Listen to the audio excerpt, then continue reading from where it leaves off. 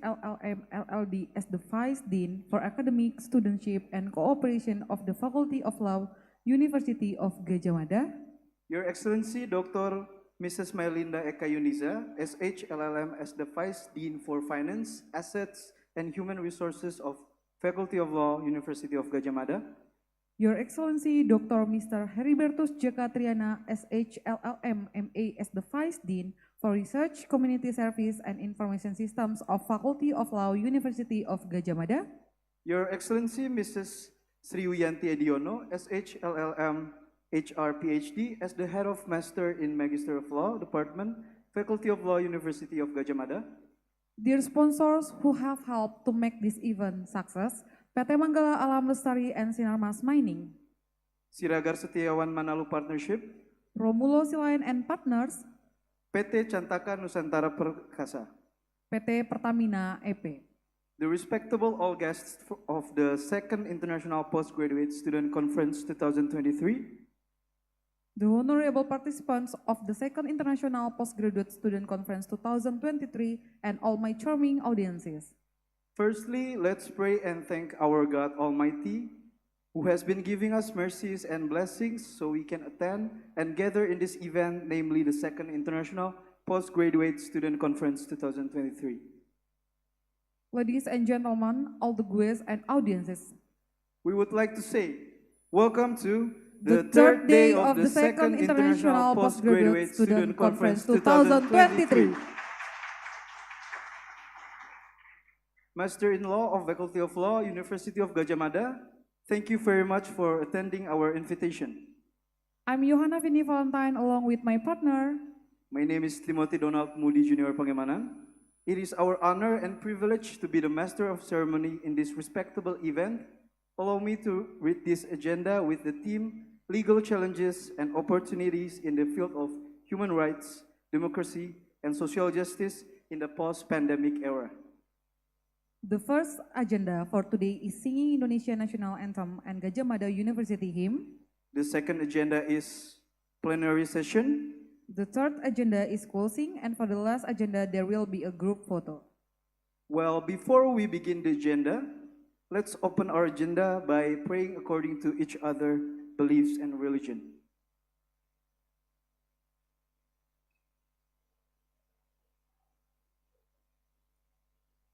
Thank you very much. May the agenda run well. Our first agenda is to deliver our national anthem, Indonesia Raya and Gadjah Mada University Hymn. Please rise for delivering our national anthem and Gadjah Mada University Hymn.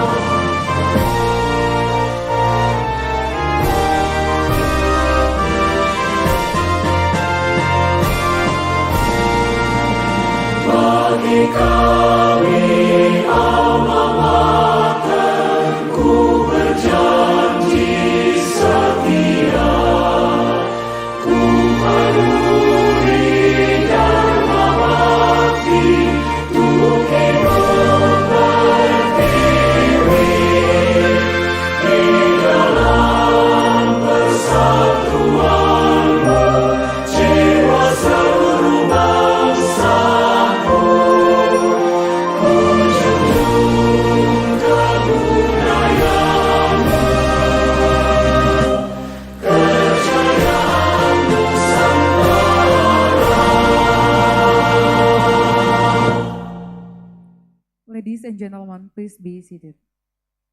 Thank you very much.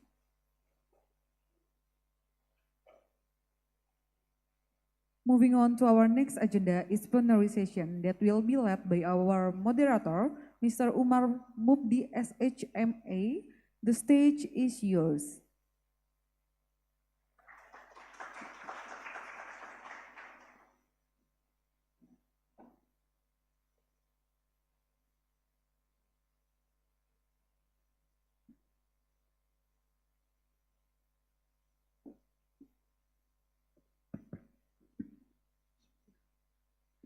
Good morning, everyone. First of all, I would like to greet everyone who's joining this conference in Faculty of Law, UGM, as well as everyone that's joining via Zoom. I hope that you are all doing well. And then welcome to the third plenary sessions of the International Postgraduate Student Conference, or INGRACE. This year's theme is legal challenges and opportunities in the field of human rights, democracy, and social justice in the post-pandemic era. This conference will be focused on evaluating the handling of the pandemic and the recommendations in order to develop better conditions in the aspect of democracy, human rights, and then social justice after pandemic era. This conference also are the part of the Dies Natalis Faculty of Law, Universitas Gajah Mada, and then which propose the same topic, which is law and then cultural. Ladies and gentlemen, if we may take a look at the report that published by World Justice Project on measuring rule of law index 2022, Indonesia has placed on 64th out of 140 countries that surveyed. And that it means that Indonesia has gained better positions, but experienced lessening on various aspects, mainly on the aspect of fundamental rights, order, and then the security, and the last is the aspect of the civil justice, which all of them is the part of the social justice. So it is very much possible, I think, if we consider many aspects, especially the pandemic era, international conflict, disaster, and then etc. Ladies and gentlemen, to discuss more deeply about it, so we have three excellent speakers that discuss for today's, the third sessions of the plenary sessions, that propose or point out a topic about social justice in the post-pandemic era, legal challenges, and then opportunities. So here with us today, three excellent speakers. The first is Ibu Kamala Chandra Kirana. The second is Ibu Dr. Rosalia Scortino. And then the last, but not the least, is Dr. Helambang P. Wiratraman. So I welcome all of the speakers to join with me here. And then Ibu Dr. Rosalia will be joining with us through Zoom today. So please give them applause.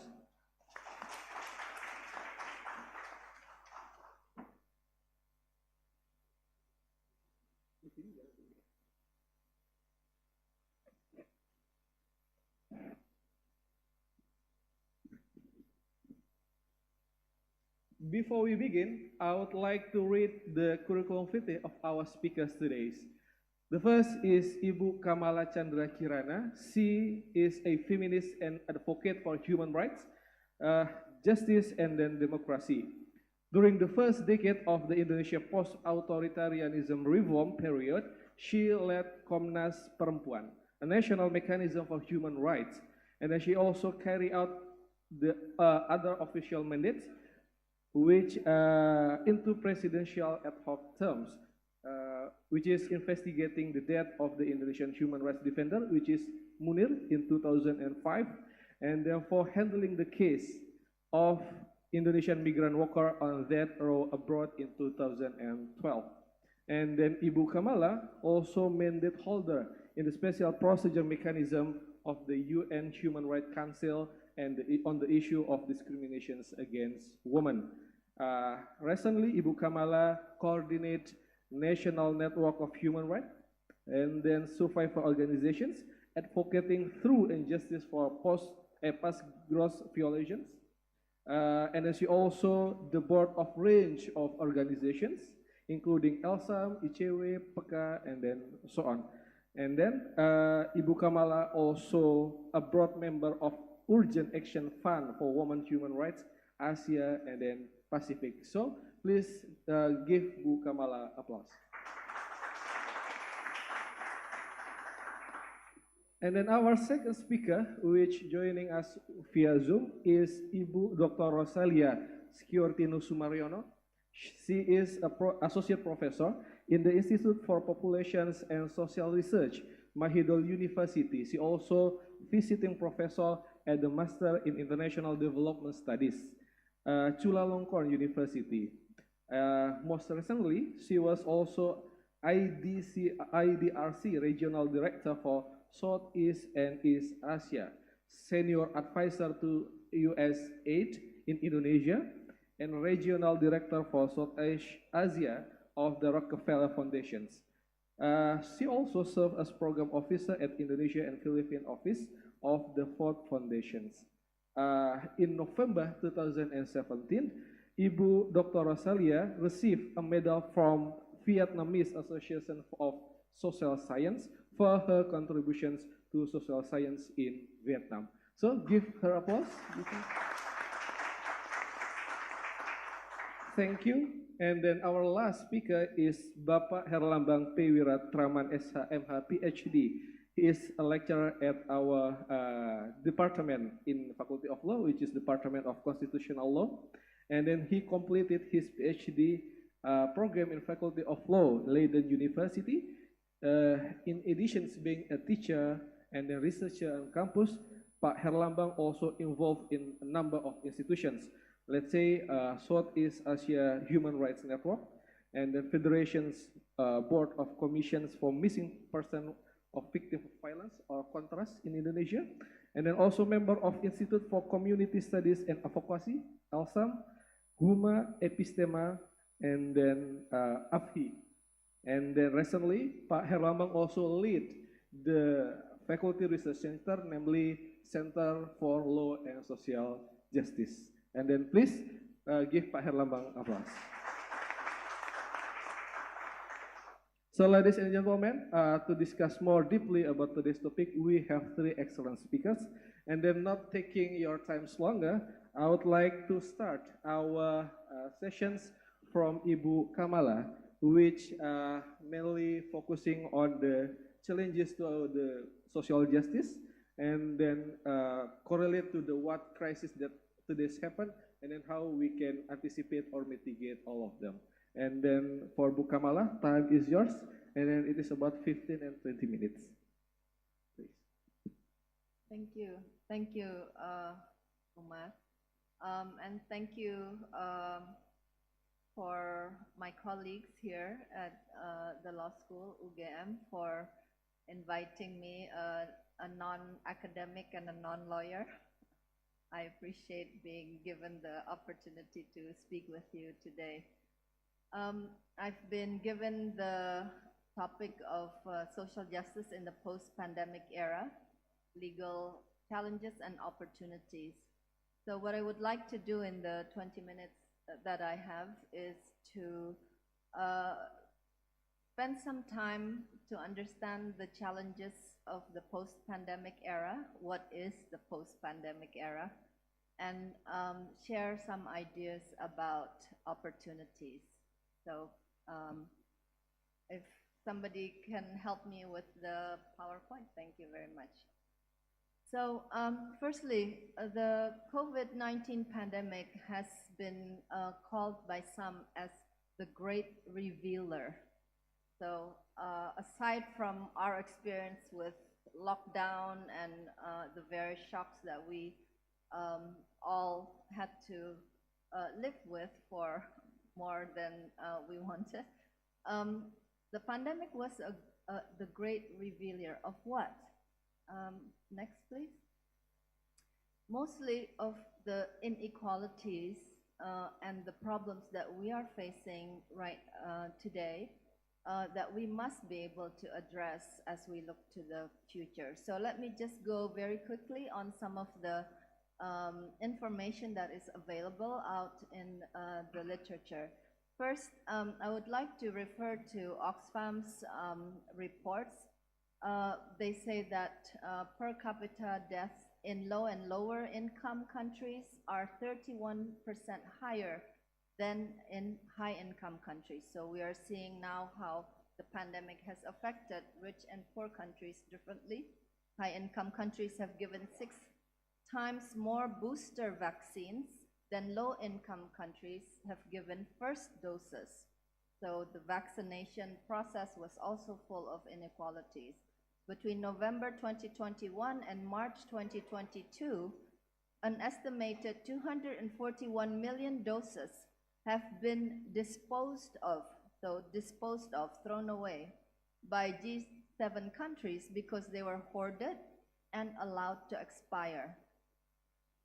The inequalities that the pandemic revealed to us was not just at the global level between rich and poor countries, but also among the rich and poor.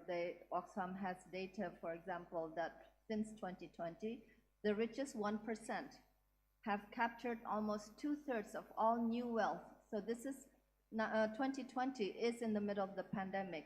So if many of you have felt the difficult impact economically of the pandemic, the richest 1% have captured 2/3 of all new wealth during this time, nearly twice as much money as the bottom 99% of the world's population.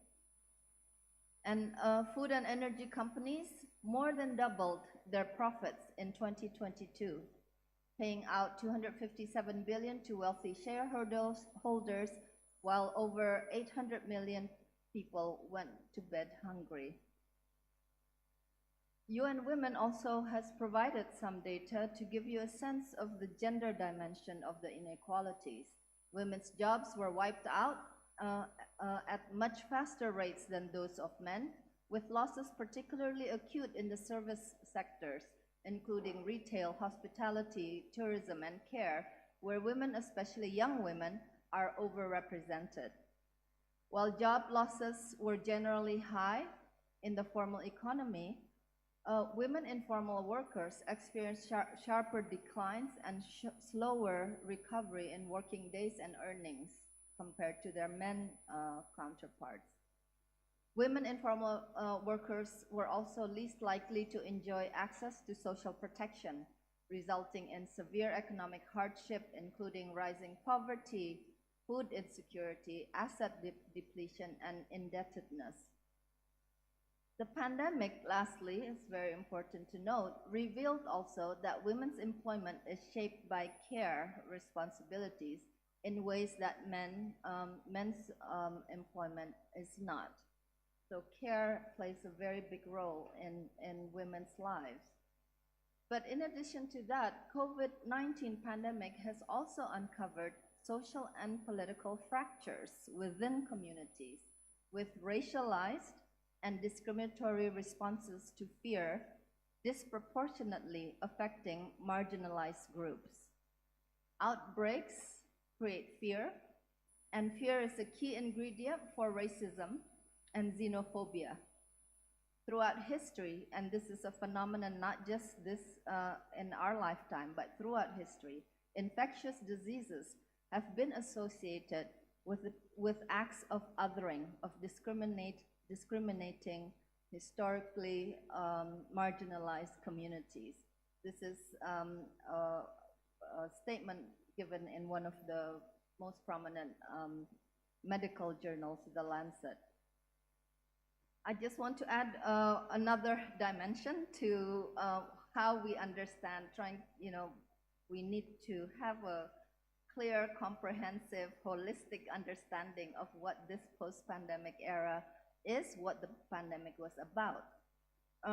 Analysts has called out concern over a trend that states have addressed the pandemic through a security lens. Some say it leads to a politics of exceptionalism through securitization. So we can talk about that more later as well. What that meant is that some believe that normal politics has been is overturned in the name of emergency, and that in that process there's a denial of civil liberties through restriction of movement, arbitrary detention and interrogation, limitations to the freedom of speech, invasive surveillance, and the use of force, including by the military, to ensure compliance. The other concern in relation to securitization of the pandemic is the expansion of unrestrained sovereign power, legitimized by the securitization logic, and where a process of democratic deliberation and transparency and decision-making become bypassed. It also is fertile ground for exclusionary politics, as I've mentioned before. But in order for us to have a fully complex understanding of what the pandemic and the post-pandemic era is, I would like to also emphasize that the pandemic was more than an unfortunate incident that heightened our sense of persistent, our experience of persistent inequality. It was also a historical moment when a new consciousness emerged about the systemic nature of the world crisis. Some say COVID-19 was the Great Reset, not just the Great Revealer, but the Great Reset, where we have to push the button to reset the whole system of how we even think about life. Experts, for example, has warned that other zoonotic pandemics such as COVID-19 are certain to occur again in our lifetime if there are no transformative changes at multiple levels, including agriculture intensification, changes in the way we do agriculture, in the overexploitation of wildlife, in the way we have progressed or developed in industry and urbanization, in the demand for animal protein, food, in the way food supply chains have been set up, travel and transport, as well as in climate change. So scientists are saying that unless we make systemic transformative changes at these levels, we will experience another pandemic like what we have just experienced a few years ago. But also beyond the pandemic and the climate change, we're also facing another crisis, which is one that comes from the Russian military aggression in Ukraine, where they showed us how the weaponizing of food and the weaponizing of energy has created even more crisis, food crisis in Africa, energy and financial and economic crisis in Europe. So these are the realities that we are facing, and we are called upon to look at them as interrelated and as one reality. So the next slide shows you a very interesting cover of the World Economic Forum report on global risks. As you can see, it's dark, very dark, black cover. And the World Economic Forum, through this report, predicts what they call a unique, uncertain, and turbulent 2020s. This is so because they see multi-layered risk landscape at the global level. These risks, according to them, to the World Economic Forum, is understood historically but experienced by few in the current generation. It includes widespread, historically high levels of public and private sector debt, rapid pace of technological development, and its unprecedented intertwining with the critical functioning of societies, and growing pressure of climate change impacts and ambitions in an ever shorter time frame for transition. So the report says that according to them, the future scenario that we are facing will be centered around food, water, and metals and minerals shortages, all of which could spark a humanitarian as well as an ecological crisis, from water wars, famine, to overexploitation of ecological resources, and a slowdown in climate mitigation and adaptation. So I just wanted to make sure that when we are talking about the post-pandemic era, this is all of the dimensions that we are looking at. So in fact, the next slide, this is a warning that while many of us are engrossed in the busyness of measuring and achieving the sustainable development goals by 2030, it is worth noting that the World Economic Forum just now is saying that by that same year, 2030, all the emerging risks that we have heard about just now may collectively evolve into what is called a polycrisis, centered around natural resource shortages. So everyone, this is not business as usual. We are at a very critical historical point. What is a global polycrisis? The Cascade Institute provides us with a definition. A global polycrisis occurs when crisis, more than one, in multiple global systems become causally entangled in ways that significantly degrade humanity's prospects. These interacting crises produce harms greater than the sum of those the crisis would produce in isolation, and they were where their host systems were so deeply interconnected. Global crisis now happens less and less in isolation. They interact with one another so that one crisis makes a second one more likely to happen and deepens their overall harms. This is how the causal interaction of crises across global systems work. So we cannot talk about crisis in the singular anymore. We are now talking about crisis in the plural, and that they are interconnected and producing harms that is larger than the sum of its the elements. So these are all just a message. There's one message that comes from all these facts, that this is time for transformative change. We cannot wait any longer.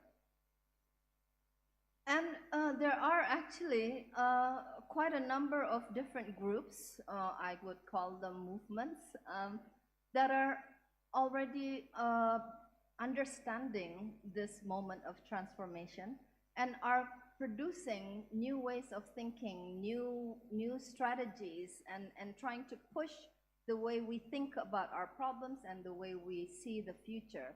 One of them I would like to share here is from an alliance called the Climate Justice Alliance, and where they have come up with what they call just transition principles.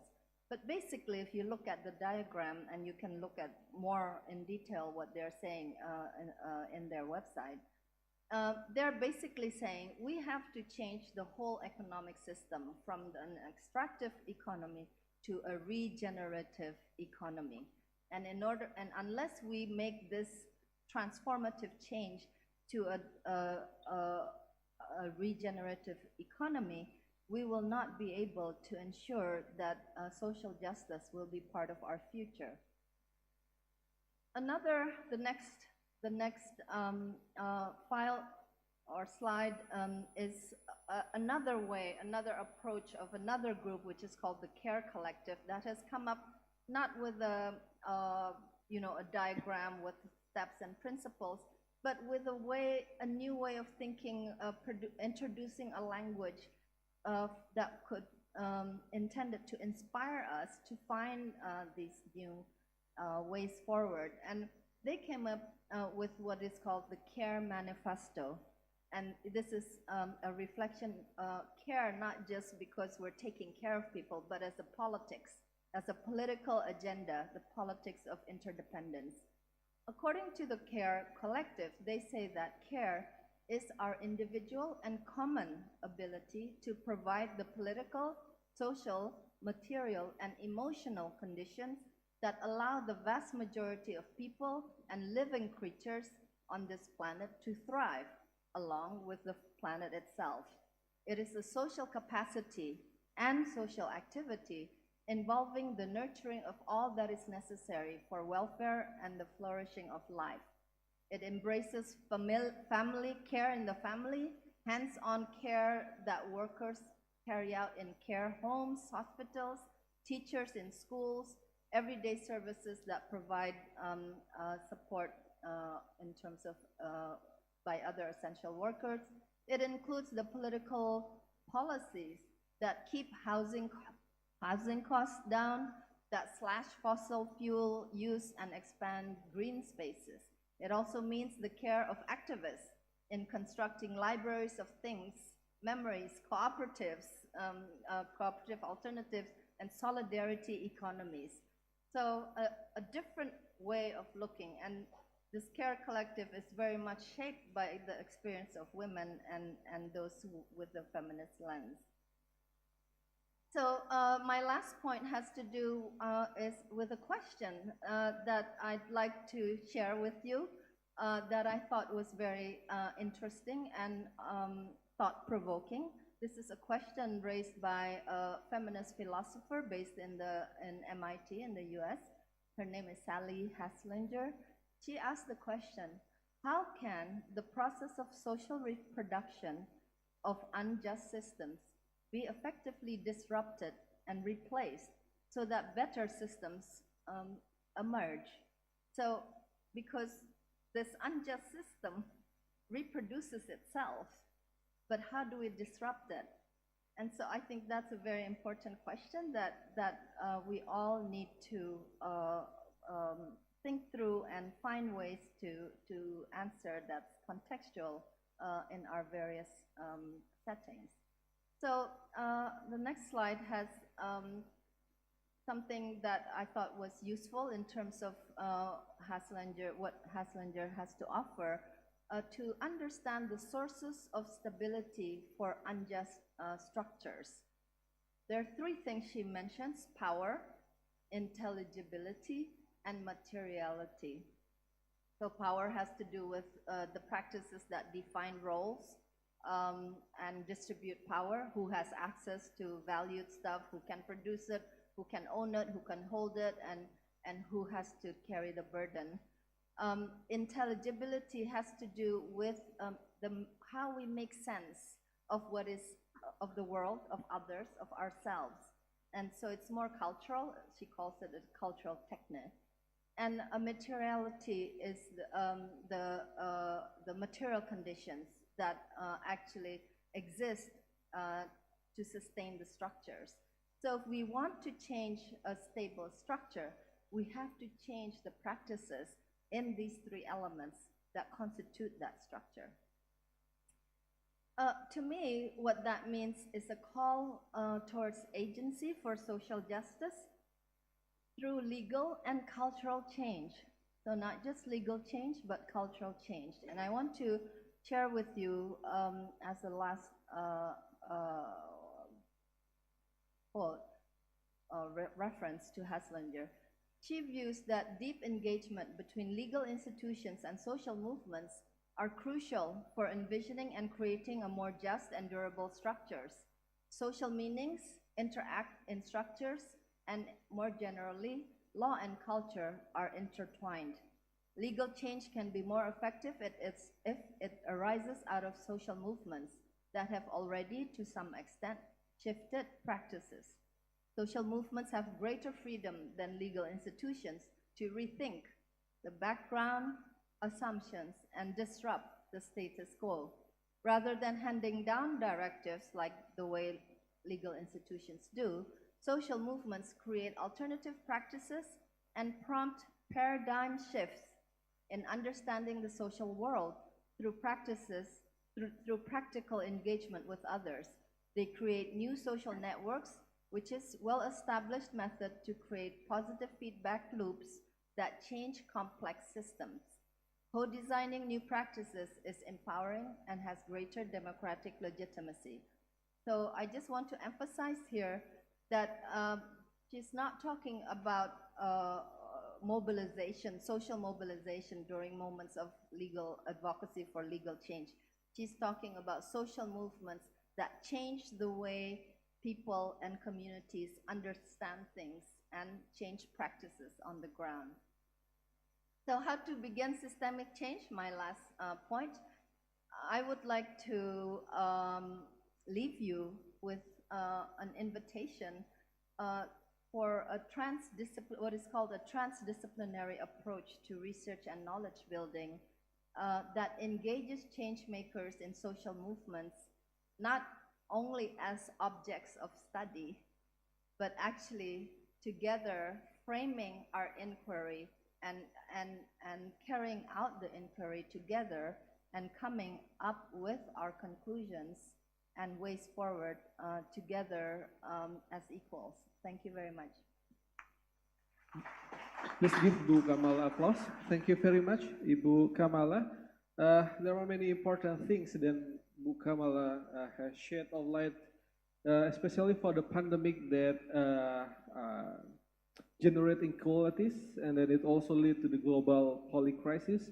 And then how to anticipate is we need to think about the just principle transitions, and then from the Hasenja, that aspect that we need to take more keenly is legal and cultural change. So thank you, Bu Kamala. And then it is very important because it brings us into the second speaker that most likely will be discuss about the social justice, vulnerable group, and then its challenges. And then for Ibu Dr. Rosalia, time is yours, and then it's about 15 and 20 minutes.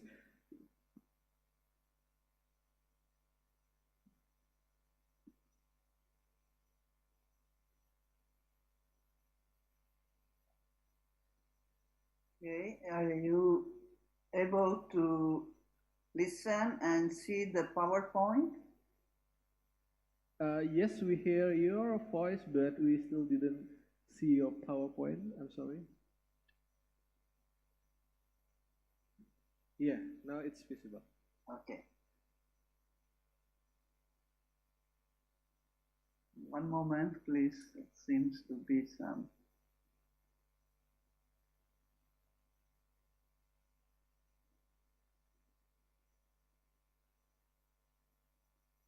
It's not.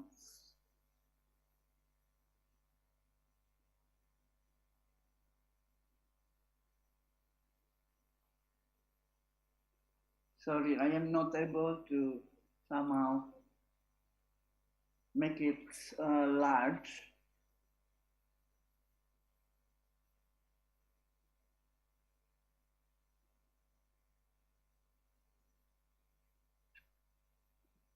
We'll try again. I'm sorry, Ibu Rosalia. Oh yeah. Yes, I am trying to. Yeah, now it's visible. Yes. Okay. That's great. Sorry for this, and a compliment to my friend and colleague Nana, who actually, even if not an academic, I think is doing much better than many academics, including myself.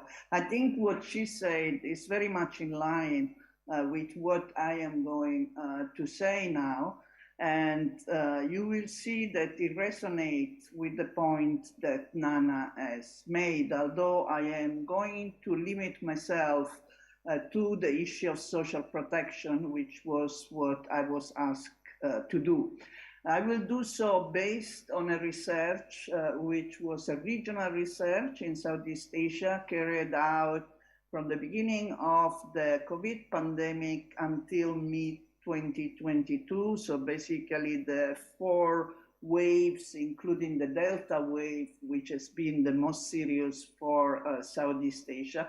And the research examined social protection response that were done in this region, which were quite unprecedented in terms of amounts that were devoted to social protection. Also because social protection per se is an area which don't get too much attention and too much budget in this region. It's not among the main priority, and that is part of the problem, or was also a problem during COVID, where state had to intensify their effort to cover a large part of the population not covered by any form of welfare. The research project was funded by the Thai Research Fund through the Kontai 4.0 project. I was the leader of that with the Institute for Population and Medion University in collaboration with researchers and activists in 6 countries in Southeast Asia. The finding will be published soon, hopefully, in a book entitled Who Cares? COVID-19 Social Protection by Silkworm Book. Now, Who Cares? Already can give you a different interpretation of the focus of this talk. In a sense, is to see who indeed did something during the crisis, but also is a little bit ironic in the sense that maybe we did not care enough for the people, especially for the neediest in our middle. Now, just to be clear, when we talk about social protection, we are talking about 3 kinds of policies, and there are legal framework that justify these policies. We are talking about social insurance, mostly would be health insurance or employment insurance, social assistance, and social services. Social services, more direct provision of service for groups that are considered vulnerable, such as disadvantaged women, LGBT people with disability, elderly people, and other at-risk group. In Southeast Asia, government also like to include work scheme. There is a little bit this idea that poor have to deserve the welfare they get. So government tend to prefer to make them work and then give some benefits. But it's not the main part of social protection, and in many countries it's not considered social protection. Now, it has already been said that COVID-19 has done a lot of damage from an health perspective. Many lives have been lost. For Southeast Asia, the largest country where had the highest number of deaths was Indonesia, followed by the Philippines. So although people in Indonesia think that actually it was well managed, I think a lot of questions can be raised about the pandemic in Indonesia, including the very high number of health professionals who died in Indonesia compared to other countries in Southeast Asia. Indonesia has the highest number of health professionals who became victims of the pandemic. But like Nana said, we are not only talking of health issue. COVID-19 is much more than a pandemic. It is a tumbling. I think this is, in other words, what Nana has been saying. It's the coming together and the failure of different systems which are unconcerned about sustainable development. That is the whole part about environment, but they are also unconcerned about equity issues. So the whole system, whether it's legal, social, political, have been failing at the same time. So it's much more than a pandemic. we are confronted, this is another way of saying polycrisis, with a syndemic, because this stress more that we are dealing with social and biological interaction. We are dealing with economic factor, we are also dealing with social protection factor, we are dealing with issue of discrimination and xenophobia, as have been said. Still, government did not treat the pandemic in a comprehensive manner. I think Indonesia is a very good, clear case compared to other countries where there was quite a strain between the focus and the emphasis given on economic interests vis-à-vis public health and welfare interests. But all the countries struggled with this idea, still traditional idea, of pursuing economic growth, which of course was impossible during the pandemic, while they were confronted with the damage that were being made. We know also that the pandemic, and this is what Nana has very clearly said for the global level, but it happened also in Southeast Asia. While the richest in this region became richer, so it's not only at the global level, because Nana has given Oxfam data which concern the whole world, and we could say, oh, this is a problem of Western world. No, it's not. Actually, in this region is even more serious, because the gap between rich and poor is much wider in Southeast Asia than in other parts of the world. So the richest and most privileged benefited from the pandemic. The life and livelihoods of the poor and most vulnerable, particular migrants population, have been disproportionately affected. So they are the worst position in society, and they were suffered more compared to other groups. This is what we mean with disproportionately affected. For instance, malls and big shop and big company had much more advantages, and government even give them much more benefits in terms of subsidy and investment compared to small shop or small entrepreneur or informal worker who had to find something every day, some income every day. Lower skilled worker, especially in the informal sector, women, migrants and refugees, people with disability are being hit the hardest. Now we know this group are vulnerable. We have a lot of rhetorics and policy. I am sure there are a lot of laws that you are familiar with that are supposed to protect this group, yet every time we see that doesn't work, and the pandemic clearly shows that we are not doing enough. Inequities were within countries. You can see Singapore was able to invest in social protection much more than neighboring country, but it's not only to do with economic status, it's also to do with political will. There are countries like Indonesia, Philippines, Thailand, they are more or less at the same income level, yet, as you can see, Indonesia devoted less to social protection. This is for the first year, by the way, it's not for the entire pandemic, but more or less it holds also for the second year. But not only was unequal distribution within across country, was also unequal distribution within country. Now let's look at the situation for Southeast Asia.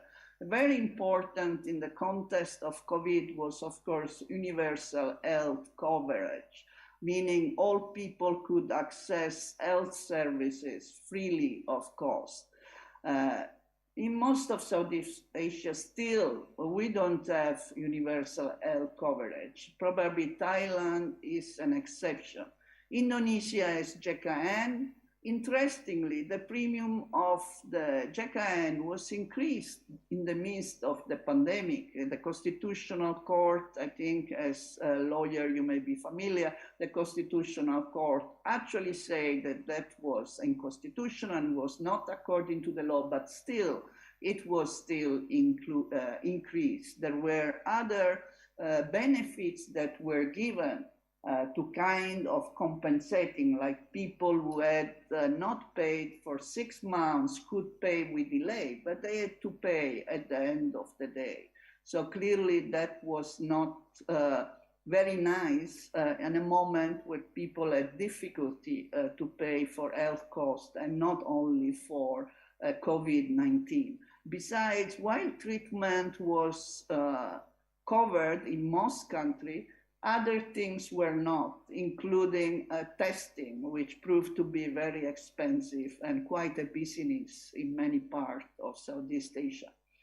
Social protection is meant as two objectives. One is to maintain the basic need and consumption of the lower middle class society. That was achieved up to a certain level, but paradoxically, it failed to adequately cover the needers. So the people that suffered most were the ones that were most neglected. This is the paradox all over the region.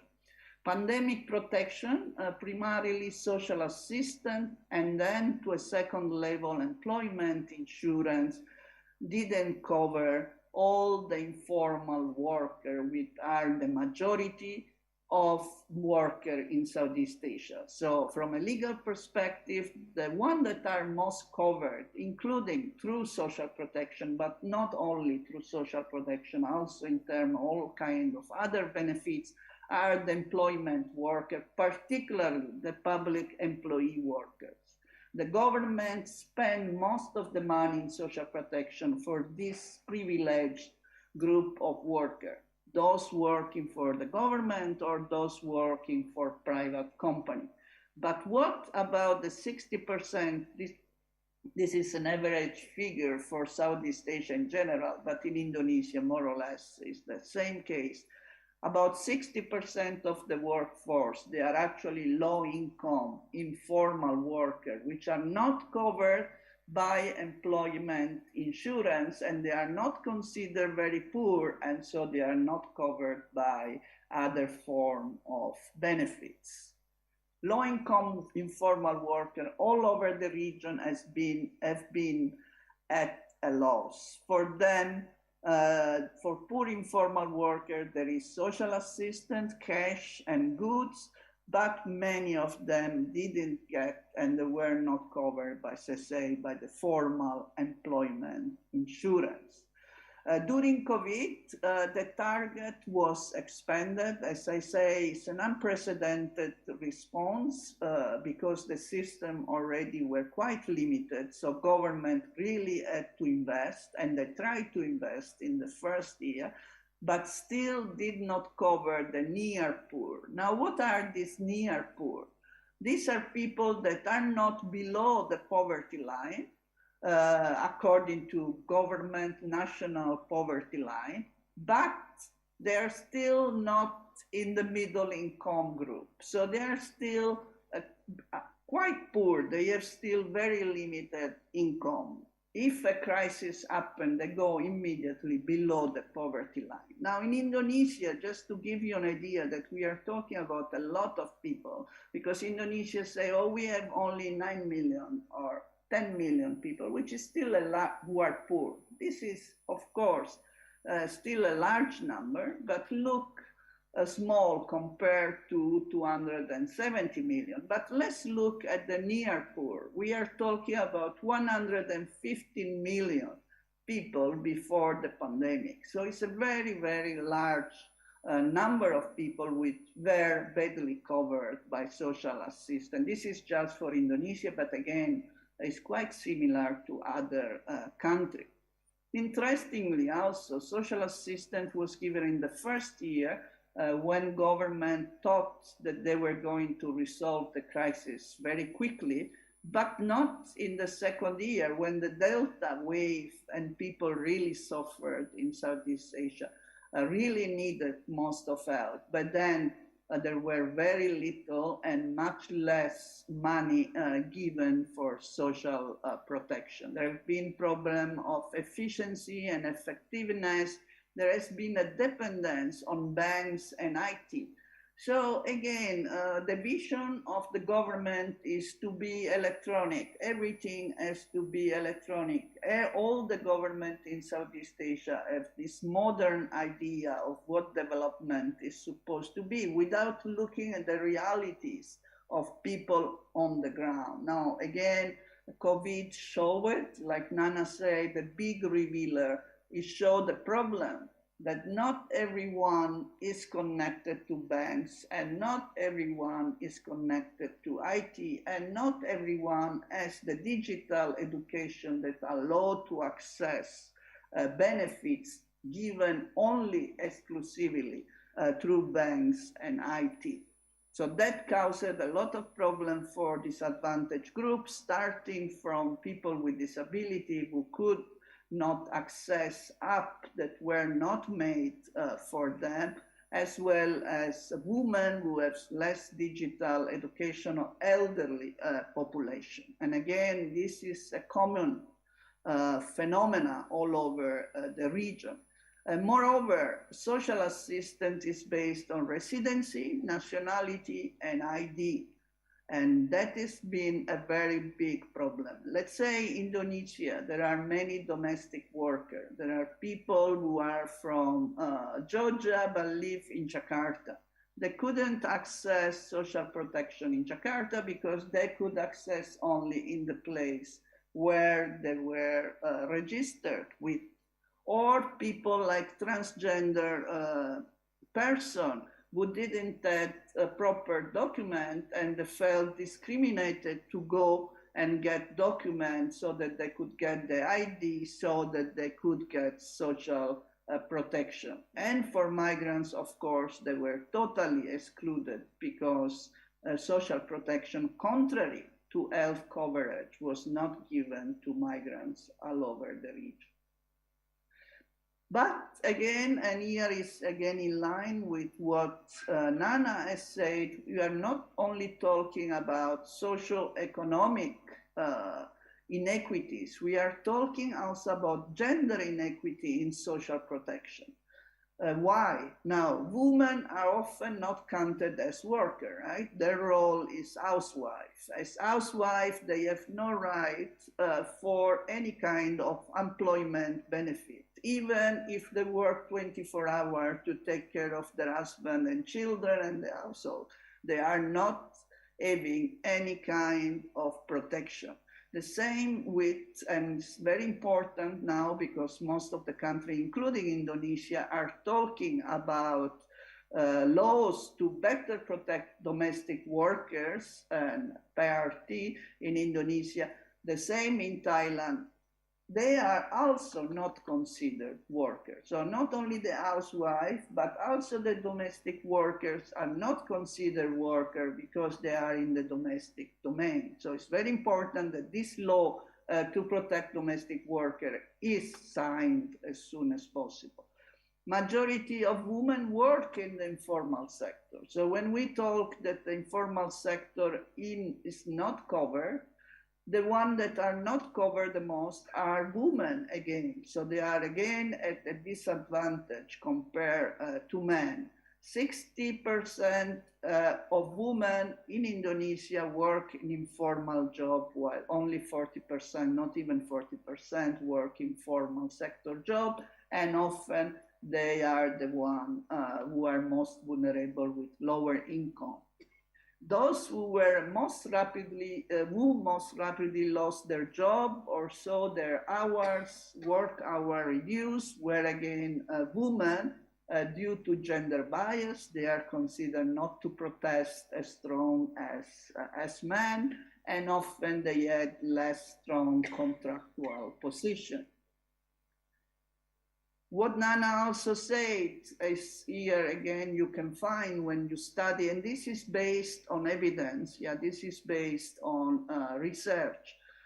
Mostly were women who were forced to leave work because of the burden at home. Like what Nana say is that women, the epidemic clearly show that in the end of the day, in spite of all the talk about gender equity, when it comes to take care of children education, when children had to study online, mostly were the women who had to stay at home and take care of the children. They couldn't do other work. They couldn't do their work, so many of them had to leave the work and spend more time with the children and household chores than it had been before the pandemic. Still, there is very little talk about division of domestic tasks within the household between husband and wife. And here there is an all kind of an whole system of legislation which are accepted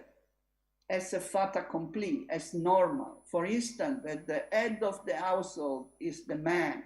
That is accepted in Indonesia as other countries in Southeast Asia. From this, it derives many values, including the value that men are responsible for work and women are responsible for domestic tasks. And this we have seen very clearly during the pandemic. And from a point of view of social protection, they couldn't work, they did not have social protection, they were clearly at a disadvantage. Social service, as I said, was not the main focus of government, unfortunately, while there was a lot of need for mental health, stress, domestic violence, we know has increased. We know stress or workload was stress given by all these tasks to do in the family is caused a lot of stress among women, but no care was provided to them. And women and marginalized groups, as I say, had less access to banking and digital education. Here in this context, which you can see is a little bit negative, we should stress the positive, that individual and community assistance fill the gap in many communities. This is the transgender community, a Muslim transgender community in Yogyakarta, of which the leader in the photo just died last week, but I think is very known in Yogyakarta for the work, and they provided assistance to transgender and non-transgender people in Yogyakarta. Now, what can be done? Like Nana said, we cannot just wait and see. Like, I just attended also a World Bank meeting recently, and I never seen the World Bank so pessimistic about future growth for the world and for this region. For the world, like Nana said, we have to be prepared. We are very close to a recession. It may not happen, but we are there, really on the bottom line. Of course, the World Bank is still thinking in terms of how we create economic growth. This is not my thinking, and none, I think, Nana's thinking. On the contrary, we need to find alternative models of growth. This not necessarily growth. Maybe consumption is not what we should go after this day. We should instead give again the right value to social welfare, and health should be prioritized as common good, not as private good. So here we are talking about radical changes. Yeah? We have privatized everything. We have privatized health. We still are concerned about private insurance. We still are not willing to give health services for free to informal workers who don't classify as extremely poor in Indonesia, but they are still near poor, as I have shown. And actually, this value, this new prioritization of health and social protection is not new. In Indonesia, it's according to the constitutions. They should be seen again as common good and guided as such in all kinds of legislation and implementation. The system of labor market and social protection must be radically changed, and so should the law governing them. We cannot continue to pretend that the only kind of work is formal work. We need to find a way to recognize informal work as well as domestic work. That I have already made the point. This means a different way of thinking. I think this is again in line with Nana. We are disrupting the system. It's not sufficient to just adjust the system here and there. We need different ways of thinking and different legislation. A rethinking of social protection system needs to be done, which is done within the context of how to reduce structural inequity, how to expand the space to civic society. If civil society is strong and can participate, why they are always excluded from the discussion about health or about social protection? Just to give an example, BPJS, then basically, when you talk about health, you should have the family of the patients and the patient at the table, but they are not there. So when you make laws related to social protection or to health, we should have clearly representation of civil society, again in line with what was said before. We cannot trust only technocrats or academics to make law in the interest of weaker group. Particularly for social protection, we need to think how to cover the missing middle. If we are talking about universal social protection, then it's very different than saying the government only pays for the poorest. We have to also cover the middle group of people who are not formal employee, but they are near poor, the majority of them. We need to start to talk, like in other countries, about universal social protection floors, which means a minimum of social protection for everyone, irrespective of their economic status, and minimum income. This is even further. So each one should have a minimum income. Of course, governments are going to say, we don't have the money. But is it true? They don't have the money, or they are allocating according to different priorities.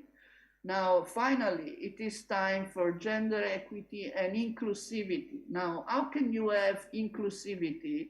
And we are supposed, Indonesia is supposed to follow the SDGs and not leave no one behind. No one behind means no LGBT is left behind, no people with disability is left behind, no migrants is left behind. This is what it really means. It's not only for those that we like, that we accept. We need to do an effort to go beyond and accept and ensure that they are included and ensure that they are treated equitably. Now, for women, let's start from a very simple. Rosalia, I'm sorry yes, to interrupt you. Yes, it's the final one. Okay, so for gender, let's start from a very simple thing. Sex disaggregated data. We still don't have. In COVID, we don't know the sex of the patient, not patient, the one died, the one not died, the one that received social protection, the one we don't know according to sex. This is not only in Indonesia. So all these are practical solutions to start the disruption of the system, and only then we will be able to have a better normal and benefit the many poor and near poor in Southeast Asia. But there needs to be political will not to use social protection in an ad hoc manner like we have seen again for when the subsidy were for the cost of living were taken away, then social protection benefits were given. This is an ad hoc way of using social protection. It's not a transformative way of using social protection as I wish will be the future for Southeast Asia. Thank you very much. Thank you very much. Please give Bu Rosalia applause. Thank you. Since I understand that Ibu Rosalia have limited time to join with us today, so I think we can go through the discussion sessions just only for Ibu Rosalia, and then we save it later for Pak Herlambang and then Bu Kamala. Perhaps participants in the room or in the Zoom want to ask any questions or discussions, please.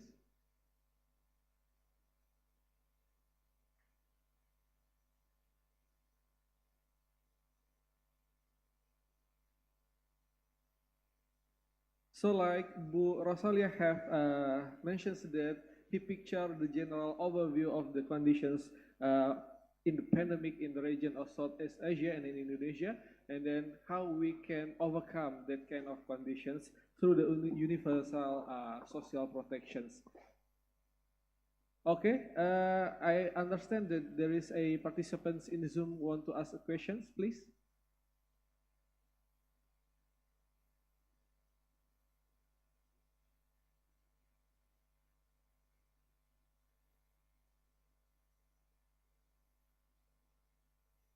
Okay, thank you so much.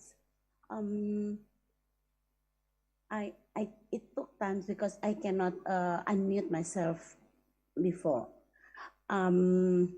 Listen to Ibu Rosa's speech is very optimistic for me, as I listen to a call to be progressively and to be standing for the poor and the less counted group. And I'm not asking for Ibu Rosa, but I do thank to Ibu Rosa that you mentioned about the domestic worker protection bill, which is now in the very crucial process in Indonesia. And I think I want to use this opportunity to call for support from all participants to support this process because this is the moment that like a law community, that academician, all of us can do support the process. So the progressive point that Ibu Rosa emphasized in all the speech, that the government or all the parties that are responsibility for this process should give attention for protecting the very marginalized and vulnerable groups. So I think if Ibu Rosa can also share something about how the progress in other countries for social protection for domestic workers too, it may enriching us. Thank you, Ibu Rosa. Thank you. I'm sorry. Can you say your name, Ibu? Yes, I am Maria Yohanista from Jakarta, from the Sociological Study of University of Indonesia. Okay, thank you very much. To Ibu Rosalia, if you may say something about the questions later about the domestic worker, please.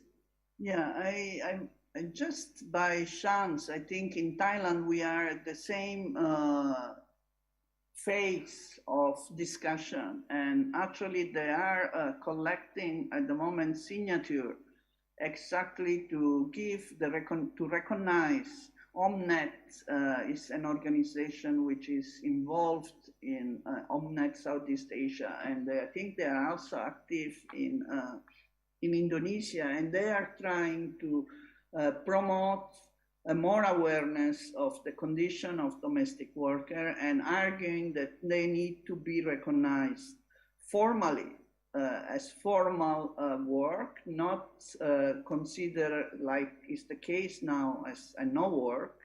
And so this is, they are at the phase of discussing the law like in Indonesia and collecting signature in support of the law. So they are trying to, since the law also here is being challenged again, because of the interest of the employers who don't want to formalize the relationship, they are trying to get public support. So they are doing all kinds of activities in malls and other public space to try to make people think about the needs of domestic worker, and then gather support to signature that then will be presented to Parliament to show that there is enough support with the public for legal changes. So I think it's not only Indonesia, it's happening all over the region, and it would be extremely good if Indonesia and Thailand give an example for other countries. By the way, this would cover also Indonesia domestic workers who are abroad, in the sense that if Singapore, for instance, would have better law related to domestic workers, it would cover mainly migrant workers who come from Indonesia and the Philippines. In the case of Thailand, if this law passes, it will cover also domestic workers from Myanmar,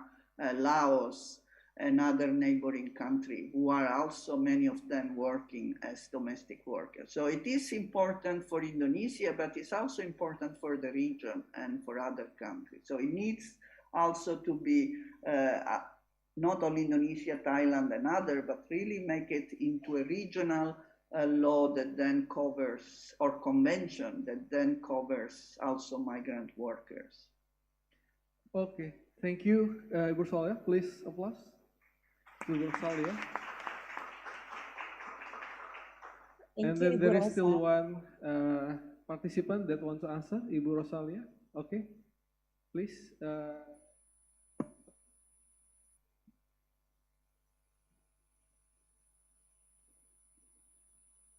Okay, please introduce your name as well as the institutions as well. Okay, thank you. I'm Dia Susilawati from Yogyakarta Court. I want to know the legal challenge in Indonesia right now. That's about problem regulation. That's mean regulation number 11 2021. About Cipta Kerja, the people said that many problems in this regulation. Then there have a GR, judicial review to Mahkamah Konstitusi, and one decision that the decision of Mahkamah Konstitusi is within 2 years, the government must amend this regulation. But then Joko Widodo, Code Perpu number 1 in 2023, then only 2 weeks, they also GR again to Mahkamah Konstitusi.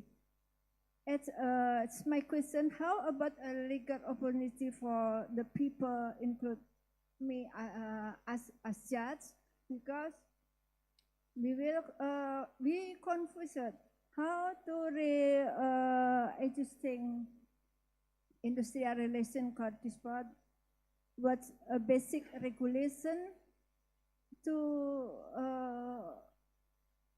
how to return to Undang-Undang Nomor 13, or how many ways, because many case into the Yogyakarta courts about a fire, about PHK, but we will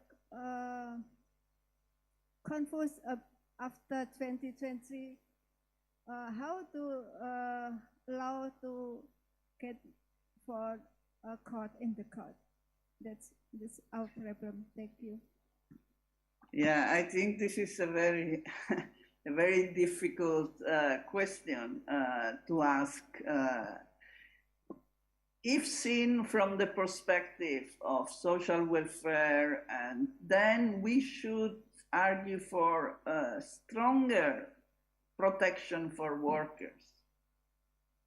Yeah, I mean, if seen from the perspective of an ideology which is not about favoring companies, but is about favoring the workers, then we should be concerned about the minimum, for instance, salary, how high it is. We should be concerned that they cannot be fired quickly and whenever the employer wish. We should be considered that they need to have proper benefits, and still Indonesia still lacks many benefits, related to pregnancy, to accident during occupational health, and many other benefits for worker. And again, not only Indonesia. I don't want to single out Indonesia, but if seen from that perspective, of course,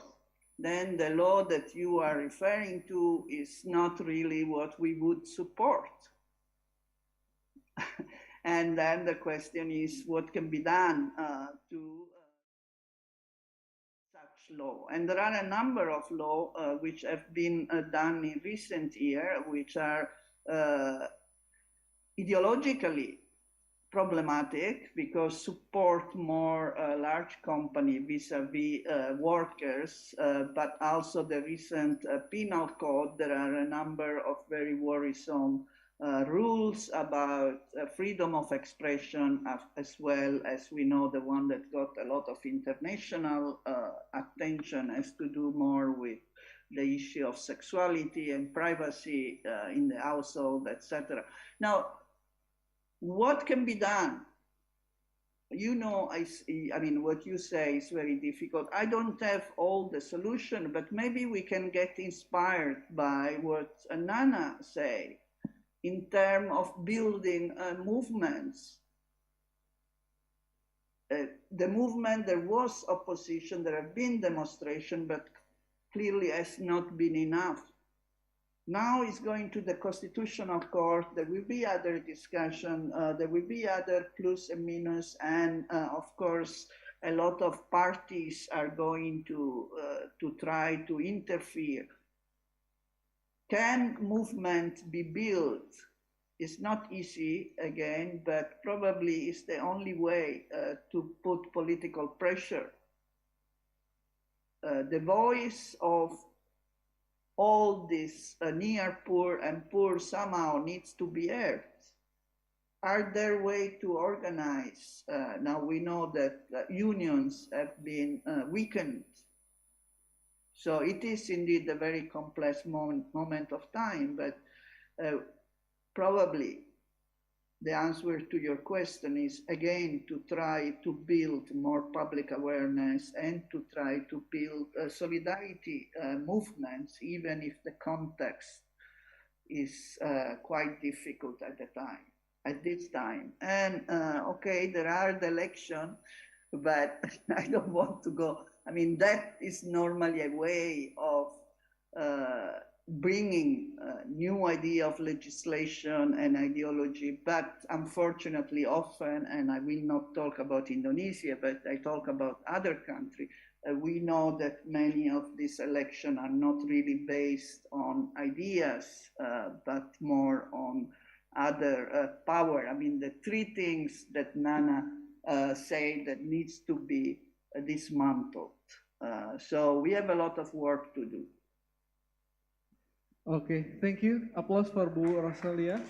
Thank you very much. It's very enlightening. So the key is social welfare needs strong social protection. So warm greetings, Bu Rosalia from Yogyakarta. Thank you very much. Thank you very much. I will still be listening, but because I am in the car, etc., this is why I am saying I am leaving. It's better. I will not be able to really contribute much.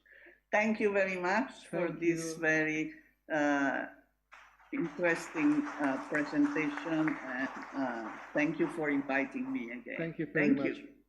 So what Bu Rosalia have presented us in the regional level, so we go to the local landscape, especially in terms of the land conflict, which is will be deeply discussed with Pak Herlambang. So it is about 15 and 20 minutes. Pak Herlambang, time is yours.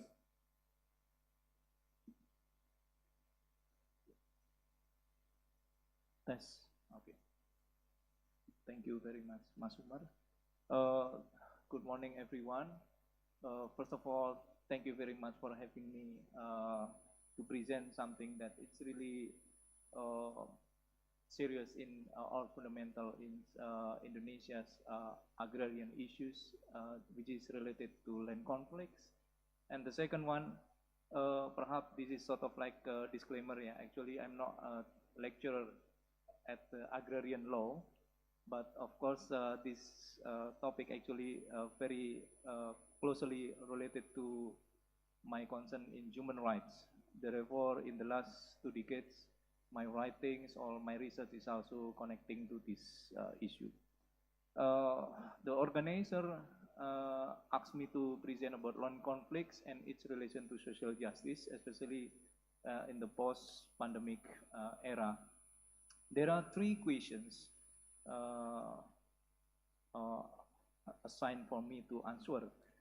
The first one is, what are the emerge of land conflicts in Indonesia, and second, how the land conflicts brings impact to social justice in Indonesia, and the last one is there any possibilities to mitigate the land conflicts, particularly to lessen the impact for the vulnerable groups.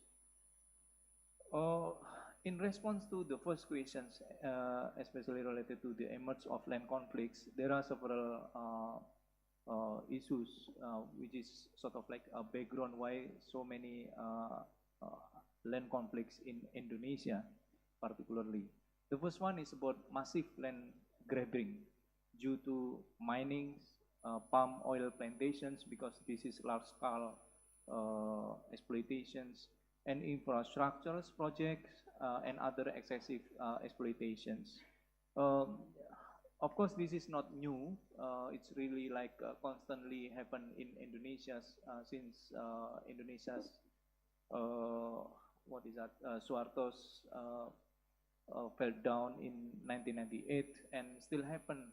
And interestingly, based on the agrarian reform consortium, they mentioned that during pandemic, the escalation of conflict getting worse and it's become more more widely affecting to the people at ground. And second, structural agrarian injustices. This is the gap of land tenure, occupation, and ownership. The third, agrarian reform actually failed, especially dealing with protecting tenure rights and territorial rights for indigenous peoples. So, for instance, like in the picture of this, actually from Kinipan, if you have heard about this case, it was really a terrible situation for the leaders of Kinipan was in detention with arbitrarily arbitrarily measures from the police, and then within only few days, I think less than 2 days, then he was released. Yeah. And the fourth, this is also connecting to the land conflicts because of market-friendly land reform policies, such as current Indonesia's strategic national projects or programs, Proyek Strategis Nasional. The fifth still happen till present is over criminalizations, and really unfortunate at ground.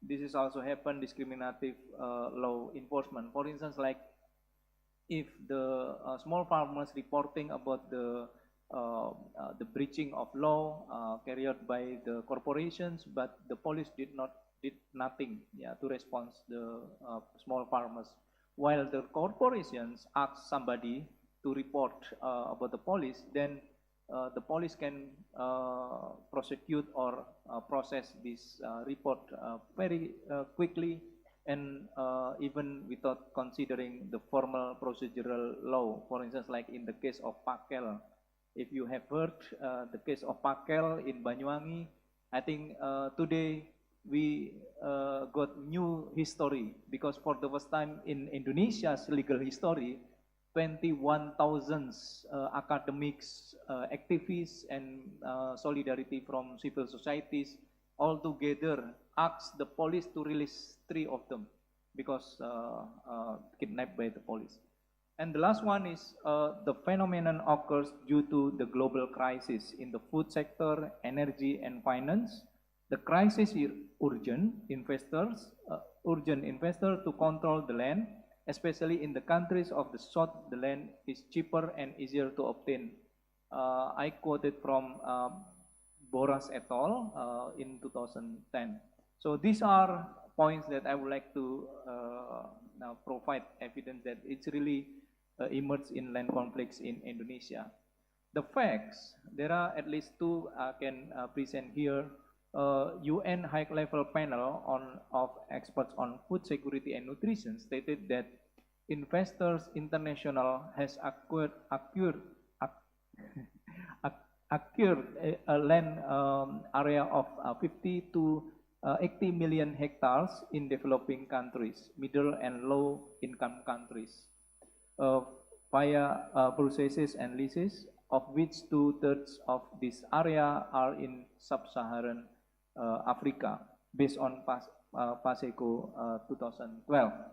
While in our country, land grabbing is really not uncommon in Indonesia, especially since the year 2000.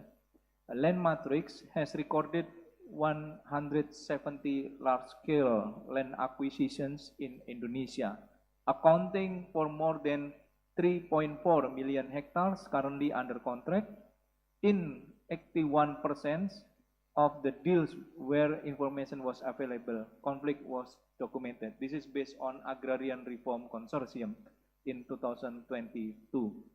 So you can see the pictures, actually it's not merely about Indonesia, but also is a global phenomenon. Second question, how the land conflict brings impact to social justice in Indonesia?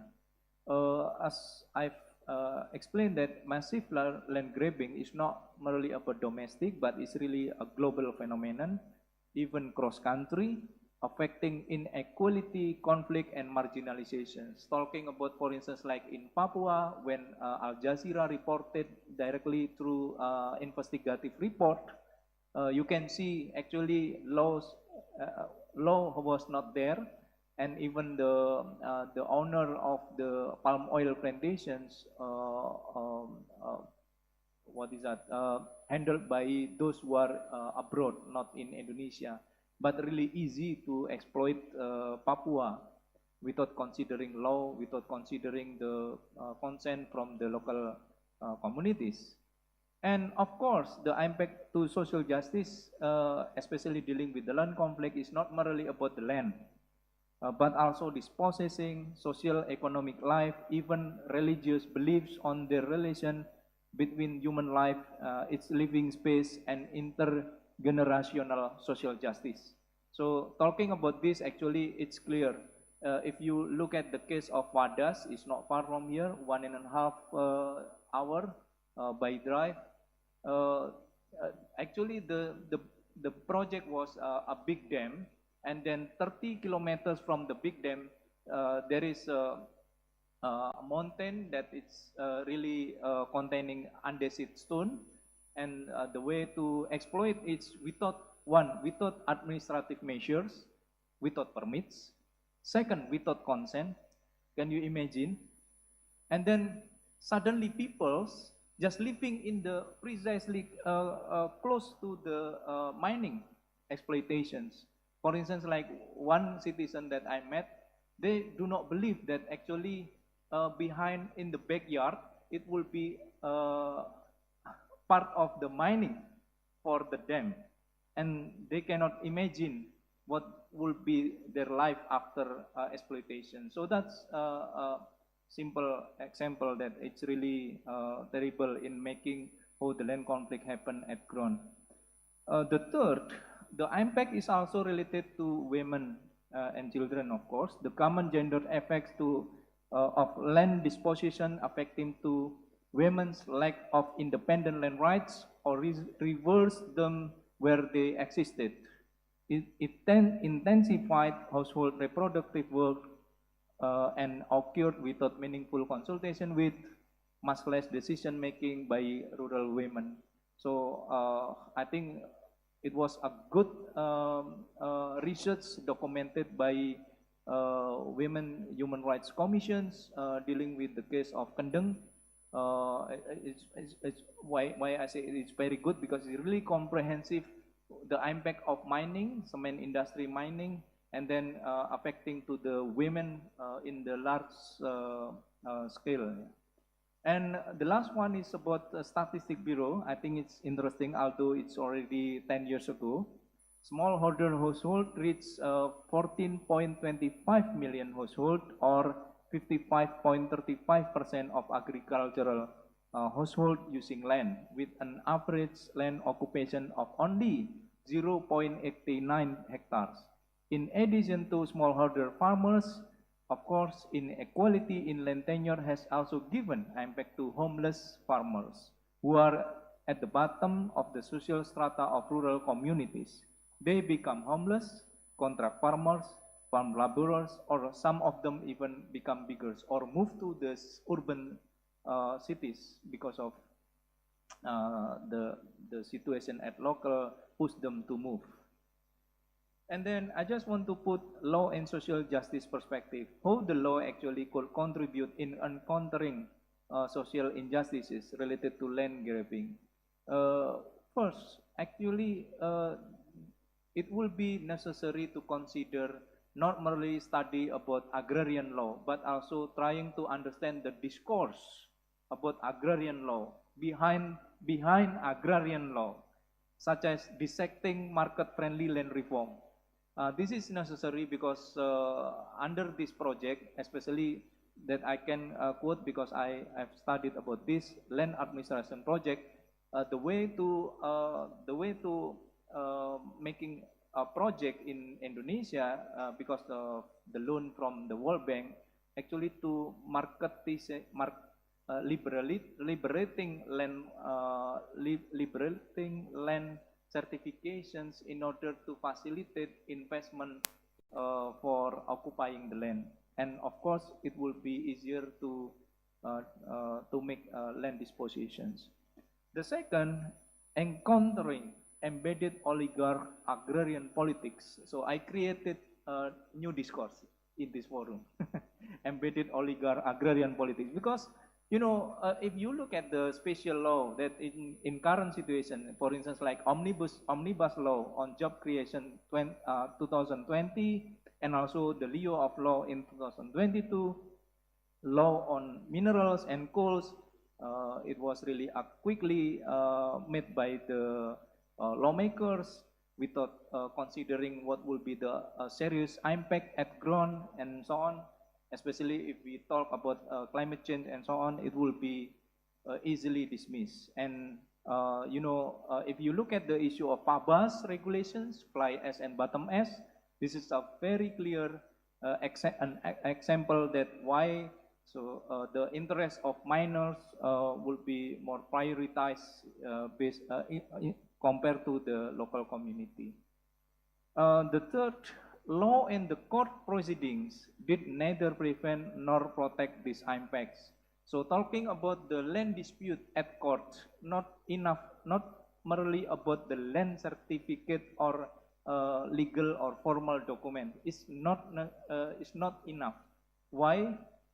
Because if we look at the bureaucratizations of land and also the impact of such bureaucratizations, of course, those who are really having knowledge and also you know, power relations to those bureaucracy, then it will be easier to get or to obtain the certificate or formal legalizations of land occupations compared to the community, because the community itself, sometimes they use the land and also cultivate the land with their perspective in maintaining from generation to generations. They would like to get, of course, authorizations or to be recognized, but really unfortunate, sometimes they, when they are going to the land administrative agency, their proposal is quite often rejected. And the last one, of course, criminalizations plus discriminatory law enforcement always or quite often targeting small farmers, such as in the case of Pakel that I mentioned and become famous in current situations. Udah 2023 tapi polisi masih main culik. This is sort of like asking people to make a solidarity because they try to propose, they reported to the police, but the police did nothing. While on the other side, okay, thank you, and they got criminalizations. Okay, this is my last slide, precisely within 3 minutes. Is there any possibilities to mitigate the land conflicts? That will be an easy task to answer, yeah, of course. But at least I can argue two things. Proposed from legal perspective, this is about paradigm, strengthening agrarian reform policies. This is still relevant and fundamentals by at least two models, addressing land conflicts through land redistribution and land restitutions. This is expected to prevent social economic impoverishment, sorry, this is typo, and affected structural injustices due to massive land grabbing. And second, again, I refer to Boras and Franco, 2012, mentioned about need to propose alternative form of land sovereign, kedaulatan tanah. Sovereign over land is a right that belongs to working class to access, control, and use the land and live on it. In the short term, land acquisition are scalable must be ended because of the potential bad long-term effects. This, of course, requires democratic governance and rule of law. That will be uneasy as well, talking in current situations, because at least 3 articles or academic works from many scholars, not only from Indonesia, but from abroad, already mentioned about the democracy decline in Indonesia. That also the importance of rule of law actually would enable or strengthen or secure the farmers' land rights. So at least things that in my mind perhaps we could discuss further. Thank you very much. Thank you very much. Applause for Pak Herlambang. So it is very comprehensive that has been explained by Pak Herlambang. So we go to the discussion sessions. For all participants who want to ask questions, please rise. So I think we still have 15 minutes, and then there are 3 questions available. Okay, 1, 2, and then perhaps 3. Okay, thank you. Okay, you can go first from the left side of me.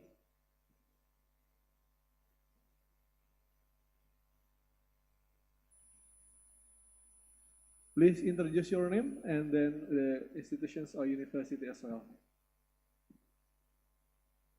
Thank you very much. I'm Aprilia. I'm a student from Mr. Herlambang from University of Erlangga. Yeah. Okay. Now I would like to have 2 questions about that social justice, or especially in the human rights perspective. So that one is the issue of corporate responsibility. Especially, it's like we know about in John Humphrey writings on the international law, human rights.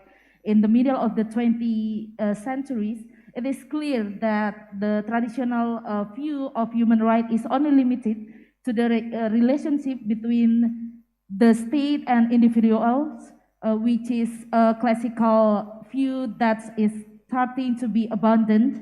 Now it is developed in addition to the states that can be considered to have violated human rights.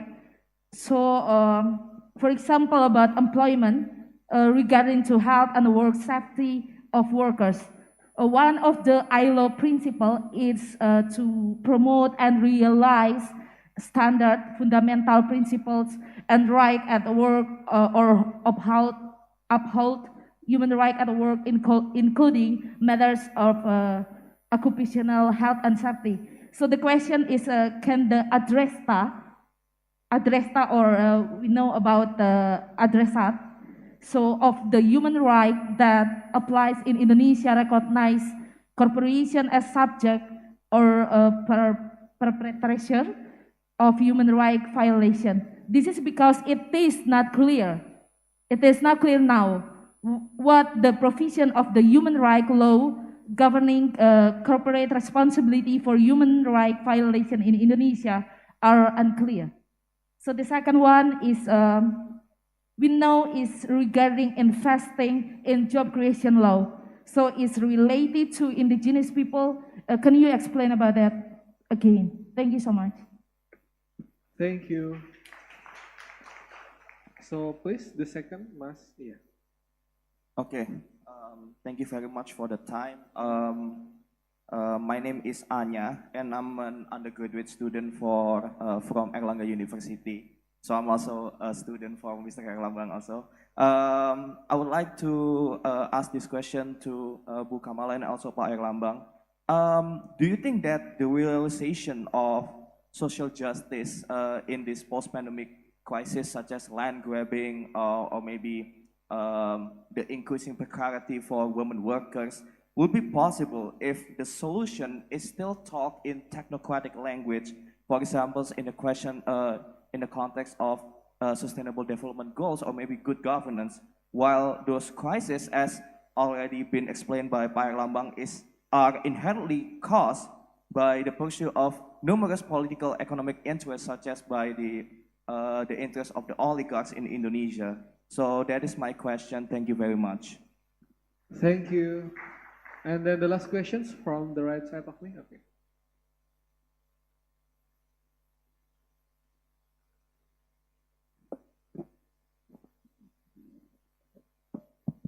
Okay, thank you. My name is Joshua. I'm from Bandung. My first question is for Ibu Kamala. Do you think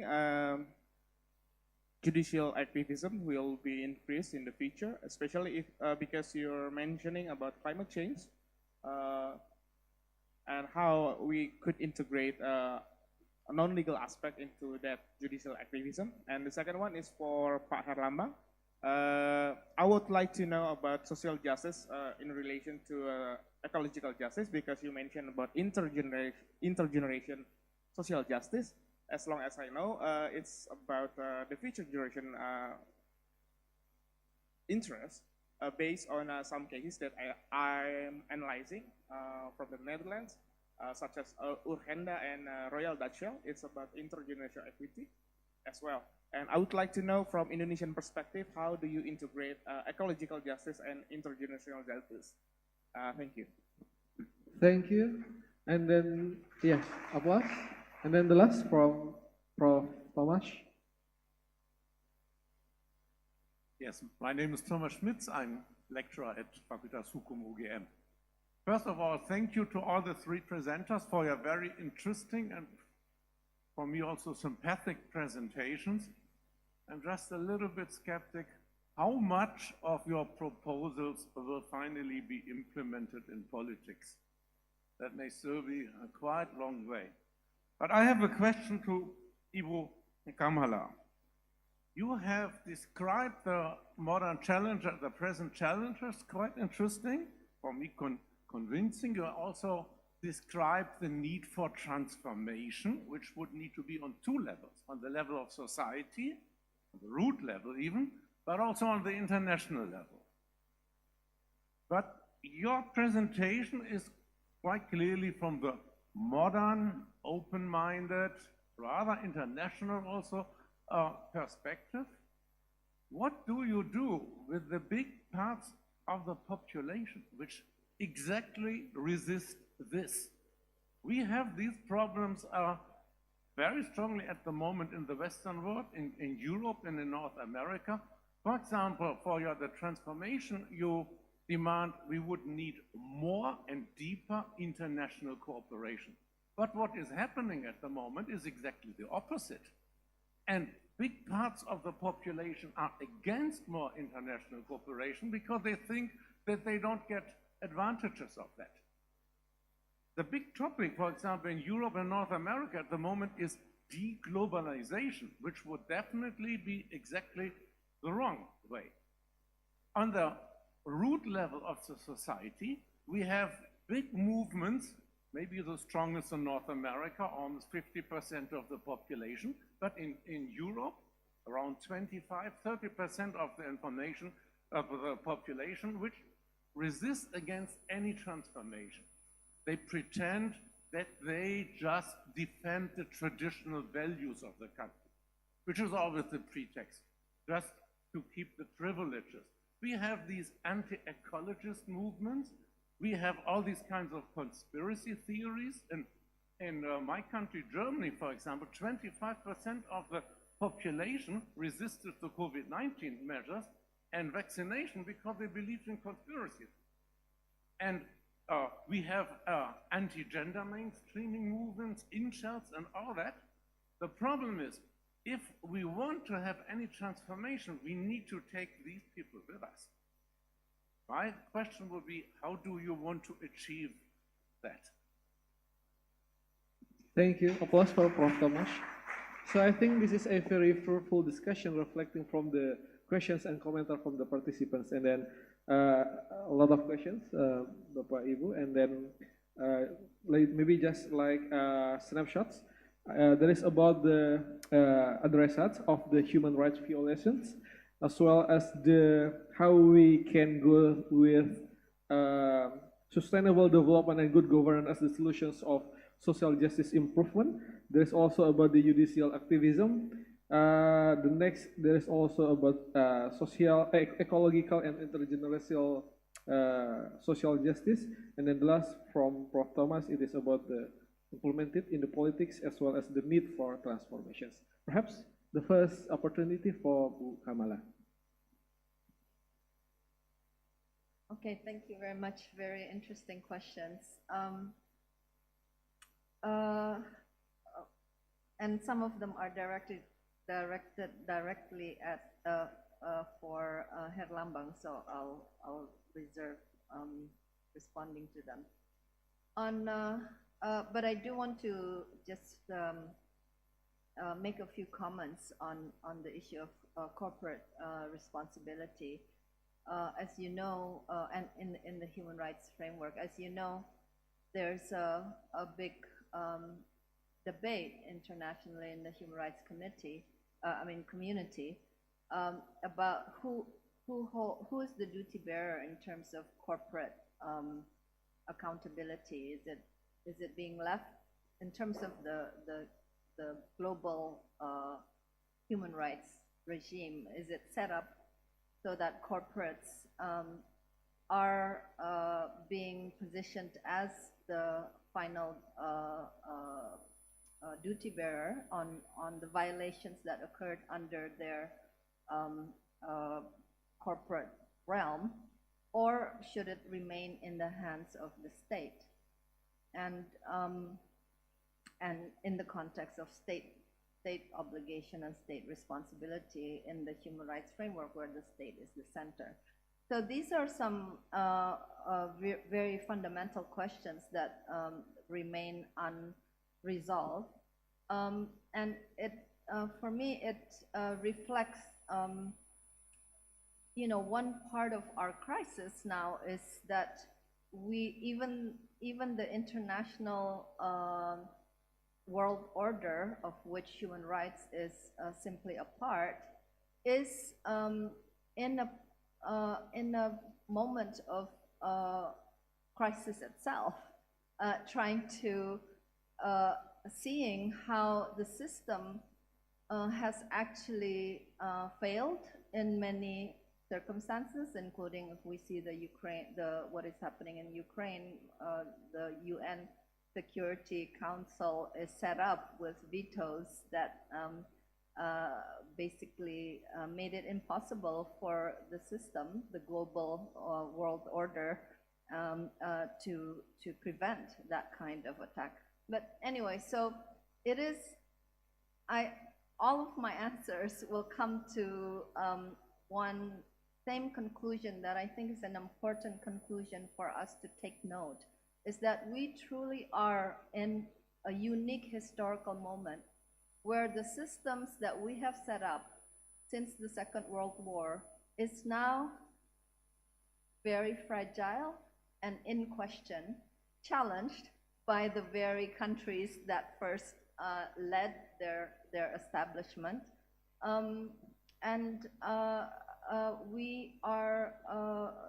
There's a demand for us to really think big and really have honest conversations about what is possible. And maybe it's not the time for a big answer, a big macro meta level answer, and maybe this is the time for local experimentation, and I will get back to that later. On the issue of social justice, is the technocratic language sufficient to ensure social justice in the future? Of course not. Right now, I believe one of our crises, which we must name, I believe, is a crisis of imagination. Technocratic language is a product of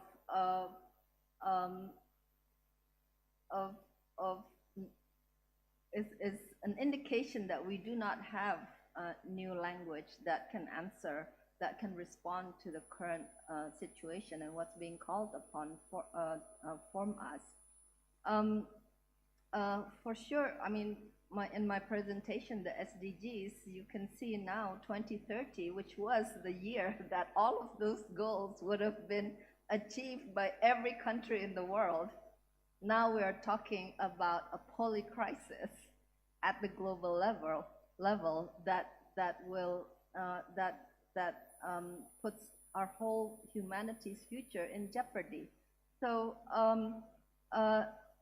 it's definitely the time for technocratic language is over. But can we create the necessary space to really come up with something new?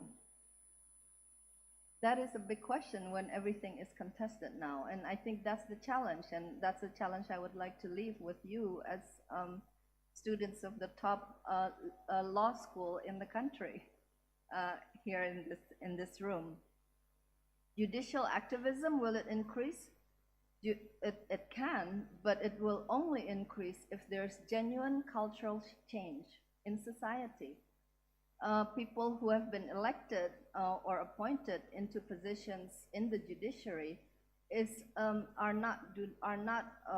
are also human beings, social beings that respond to their community, however that community is defined.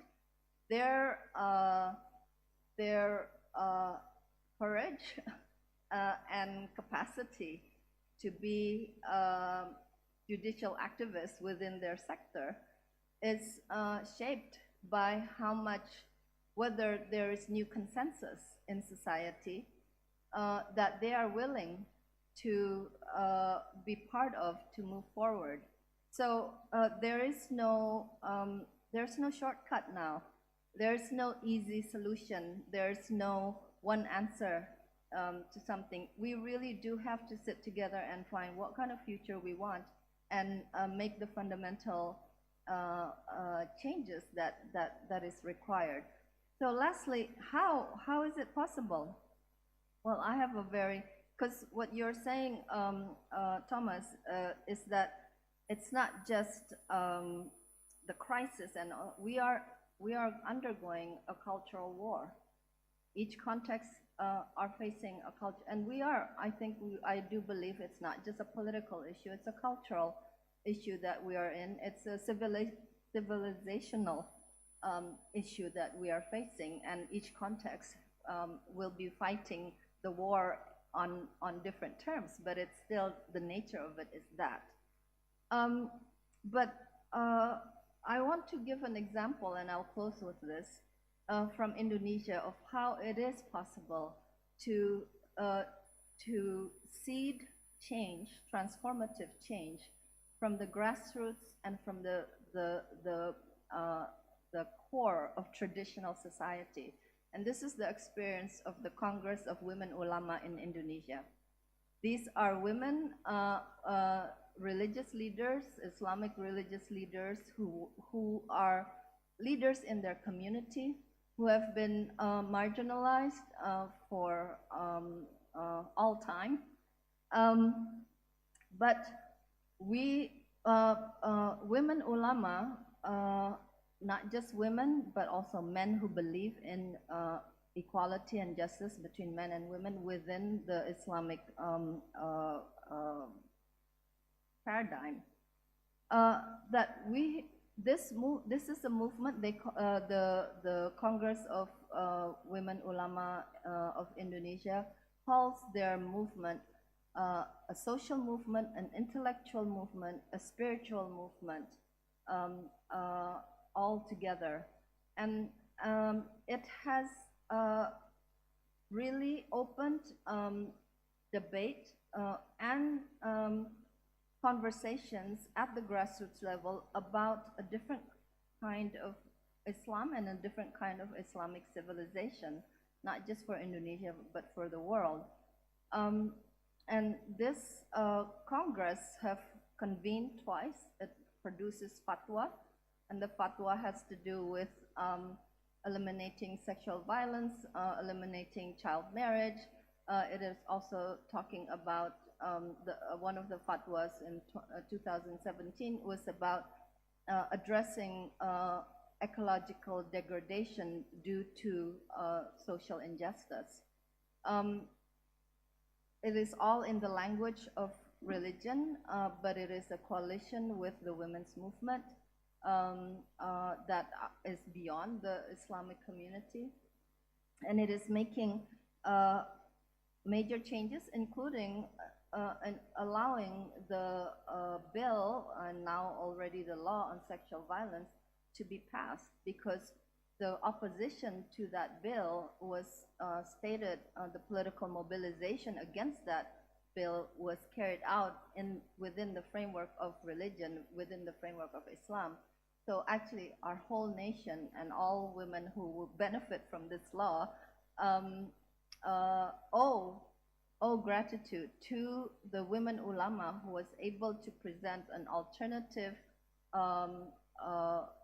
narrative to a very discriminatory narrative of the religious right. And I think this is happening in different places. The anti-gender movement is similar, but we need to believe that if we do engage as social movements with the grassroots, even who are deep in traditional communities, that we can change the space in which we reimagine the future. And I'm saying this is not something that can be done in a year or even 5 years. The Congress of Women Ulama was possible in 2017 because movement work has been carried out for 15 years before. So I'll just leave you with that. Thank you. Thank you. Big applause for Bu Kamala. Well, thank you very much. The next is Pak Herlambang. Yes, thank you. Yeah, I think these are interesting questions. Looking at especially behind the screen. Yeah, of course, there is a discussion about climate change and also threatening the society in current situations. Sort of your questions, looking at the corporation responsibility. So, how the way to address not merely about the individual or the state, but in the current, even if we refer to the, for instance, like ICC, International Criminal Court, through their prosecutors, they already mentioned about the responsibility of the corporations, and even will be able to bring this case into ICC forum. That will be a new development, although in the level of prosecutors level, such as the case of Ukraine versus Russia, prosecutors took the new development in order to bring the case to ICC, although both countries are not part of the ICC. What the thing I would like to respond is related to, for instance, like how the responsibility of climate change, for instance, not merely about the state or individuals, but also, of course, with the corporations. And I would like to connect with the third question from Bandung, yeah, talking about ecological justice. Yeah, it reminds me Gary van Klinken, an Indonesianist, emeritus professor from Amsterdam University. He wrote an article related to ecological justice and trying to explain what we are discussing today actually was discussed by Professor John Tidal, a philosopher, a nature philosopher who wrote an article in 10 June 1859. But we just started discussion after 120 years later. So this is not new. Second, what Gary van Klinken main message, he is really concerned about the academics, like our forum today. Yeah. He is not writing about article, but it's manifesto. He called himself as a manifesto. You can download his article, really criticizing academics in the world, including Indonesia, of course, because he is really expert in Indonesia. According to him, the climate crisis is existential. Business as usual is not enough. More technology is not enough. Now is the time to begin building a new civilization. Now is the time for the social sciences, according to him. A manifesto addressed to Indonesian university academics as well. Because, you know, we are living in the very, we have a very huge biodiversity, but not really serious in protecting biodiversity in this country. So that's why just few weeks ago, I was contacted by a scientist association from Germany because they are really afraid with the situation in Indonesia because the scientists was moved from southeast Sulawesi because of the nickel mining, yeah, and then asking what we can do as a scientist to support you all in Indonesia. So this is really a concern, yeah, from other country about ecological justice, yeah, because it's not merely about Indonesia, but this is really global challenge. And even from Norway has a very serious commitment to protect not merely about their country, but also protecting the world by giving carbon trading money to Indonesia. And what happened with that process in doing in facilitating money for Indonesia? The problem is about the right to information, no transparency. Even I read the agreement that for scientists, those who are working in this issue, especially related to protecting biodiversity, must be got approval before publishing article. So this is also connected to the academic freedom actually. If you look at the issue of how to defend social justice and protecting ecological justice, but finally we got situation. It's really closely related to the briefing the message or bringing the message of the truth to the public. This is also important. how can we argue about the importance of ecological justice or social justice, while at the same time bringing the truth is also difficulties in this country. Pak Thomas asking about the what would be possible bringing this discussion to real politics. Actually, I was really enjoying to follow the discussion yesterday, talking about democracy and so on, and it's closely related to answering Pak Thomas, yeah. But of course, I would like to say like this: when we are facing a very complicated situations in nowadays situations, while the oligarch really embedded in our constitutional system, can, for instance, like studies already mentioned about autocratic legalism, perhaps yesterday already discussed, or even easily to change the composition of judges at the constitutional court, even changing the decisions, or any practice at law, at the court, really worsening situations. But at the same time, we need to reconsider the role of civil society, the role of academics, the role of alliance or strategic coalition in order to bring the message for what I call in the preamble of the Constitution, pencerdasan kehidupan bangsa. Why not we start with that kind of making people to get more aware with the situations, and what we can do in that context. Once I asked to Walden Belu, it's my supervisor during my thesis.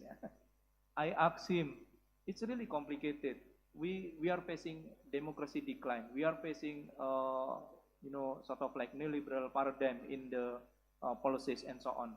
What we can do with that situation, like in Indonesia nowadays, where oligarch really embedded in the political system. He wrote the globalization. He wrote about Dragon in Distress. Based on those two books, actually, he recommend to think about derailing.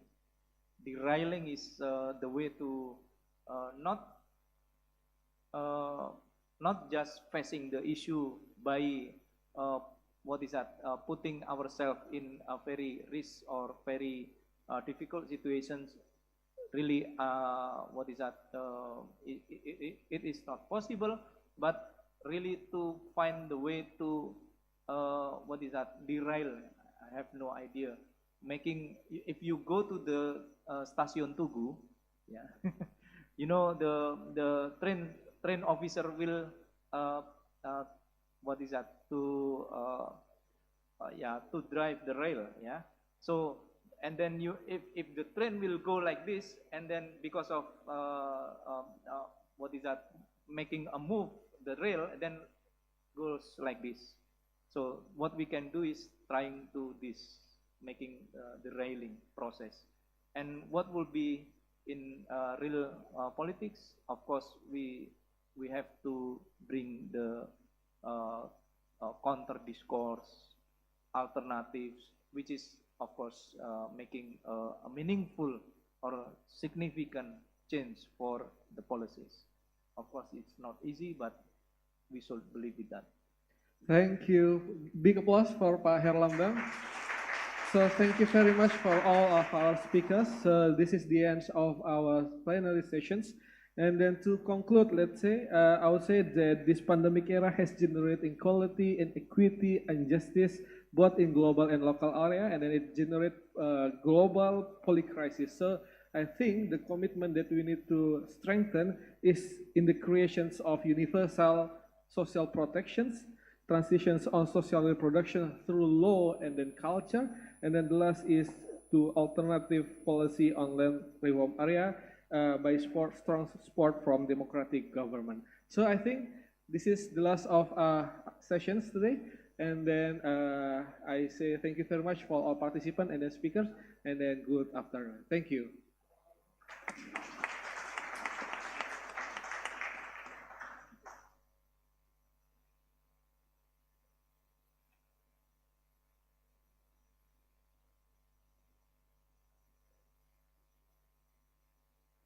Thank you very much for the amazing plenary session. For moderator and presenters, please proceed to your previous seats.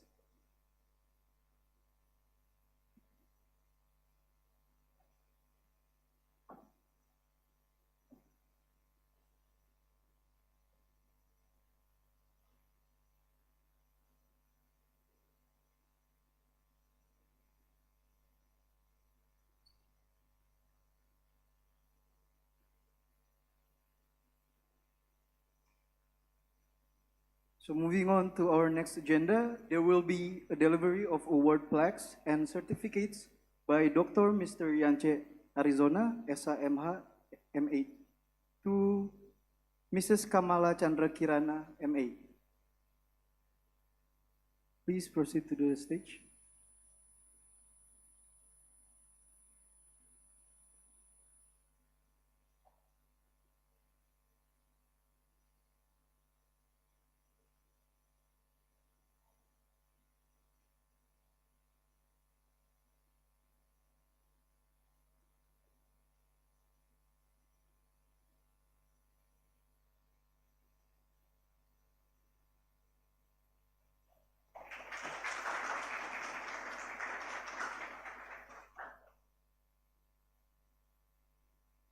And for the next one, to Mr. Herlambang Wiratraman, SH, MA, PhD.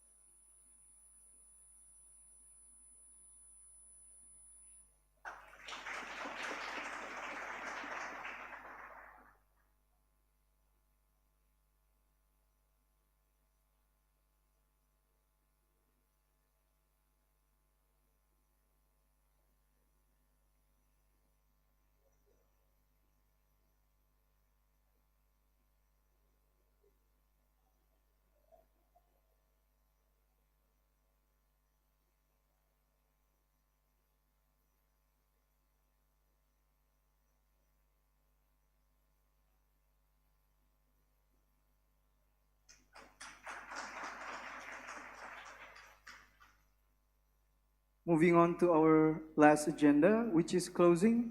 We are grateful because our agenda is running well. Thanks 1,000 times to all participants who have been good in this event. As a human being, we realize that we can't avoid mistakes. We representing all committees of the Second International Postgraduate Student Conference 2023 and would like to say sorry if we have many mistakes. For the last agenda, there will be a group photo. Thank you for your nice attention. The last we say, wassalamualaikum warahmatullahi wabarakatuh. Shalom. Om Santi Santi Santi Om. Namo Buddhaya. Greetings of virtue for all of us. Ladies and gentlemen, we have finished for today's agenda. Please break for a pray and lunch. We also would like to remind for the paper presenters to proceed to the fifth floor for parallel conference panel after the break.